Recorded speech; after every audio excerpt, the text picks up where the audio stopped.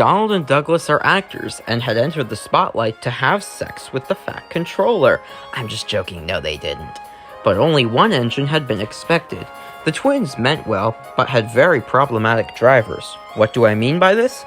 Well, you'll see in a minute.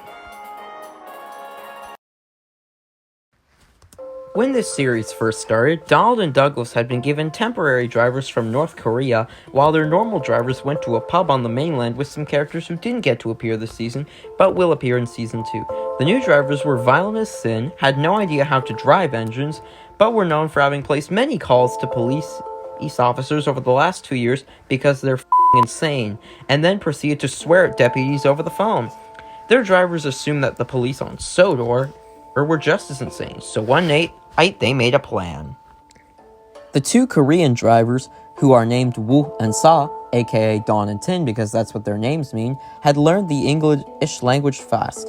You know, Sa, said Woo, I have a plan. Tomorrow when we pass Tidmouth Yards, we'll find a way to delay it and make the police notice us. Woo, said Sa, what's a lele testicle? While this was occurring in Tidmouth Station, Mike, my partner in the production company of this series, overheard them and said, I am dead shocked that has the brains to remember to walk, or to speak, or to breathe. He's honestly making Thomas's relief driver from ages ago seem like a mature and responsible driver, James grunted as he pulled the late-night FBI train. Tell me when that crash occurs so I can laugh at the drivers for getting their asses whooped by the police. Donald and Douglas were talking to each other after hearing it. They're gonna crash us into a police station, panicked Donald. Don't worry, Donald, said Douglas. We're not gonna get scrapped. Remember what happened to Butch recently? The police will have mercy on us. You're like Dougie, said Donald. The police are different from those in other countries on Sodor. And the two twins went to sleep, prepared to work the next day.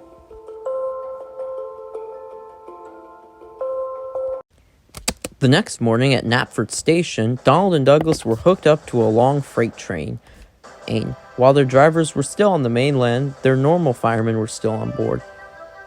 Stay calm, you two. Ew, said Donald's fireman. We're still here, and you two will be okay.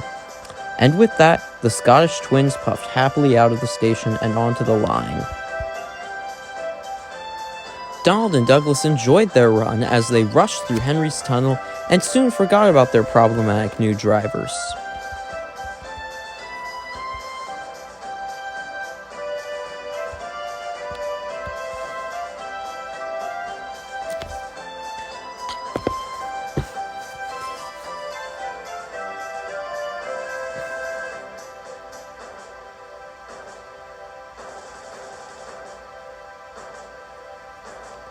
But as they puffed into Tidmouth Yards, there was trouble. The signalman had set the switch to allow Duck to puff out onto the main line. The signal at the junction turned to red for Donald and Douglas to signify Duck had the right of way. Even though the signal was red, Wool had his plan. Go! He yelled, and he drove Donald forward while Soft pushed Douglas too.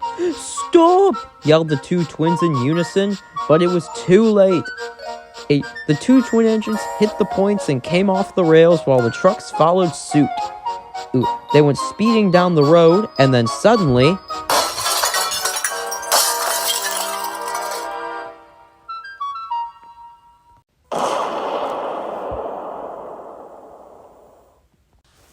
In case you're blind, Donald and Douglas had smashed into a police station, shattering glass and debris everywhere. Police ran over to the engines and pointed their guns. Woo and Sa climbed out of the engines and raised their arms. What can explain? Yelled Woo. We were being followed and got scared. We didn't want to get killed, so we decided to crash into here. We also hoped that you police would help us with that issue, unlike the other awful cops back in our country. We will, chuckled one officer. We will help you by placing you two under arrest. As the police arrested Woo and Sa, one cop up went and spoke to Donald and Douglas. This was Operation Drive and Die, or maybe Operation Donald and Douglas. Regardless, it's Operation D.A.D. That being said, this crash was not your fault. I understand you engines cannot control the behaviors of your drivers and our machines, not people. But I'll be keeping an eye on you two engines, though. If you misbehave in any shitty manner, I'm going to whoop your tenders! It wasn't long before Henry pulled into the yards with the breakdown crane to clear up the mess, while Oliver came in to pull the cars away. "Mr. Oliver," said Toad, who was coupled up to the train, "please think twice next time before sending me along with Donald and Douglas." Henry stayed behind to help clear up the mess, and before long, most of it was already cleared while Percy came in to help James and Duck get Donald and Douglas back to the works for repairs. Before long, Donald and Douglas were sitting in Farquhar's sheds waiting for the works to be open for repairs.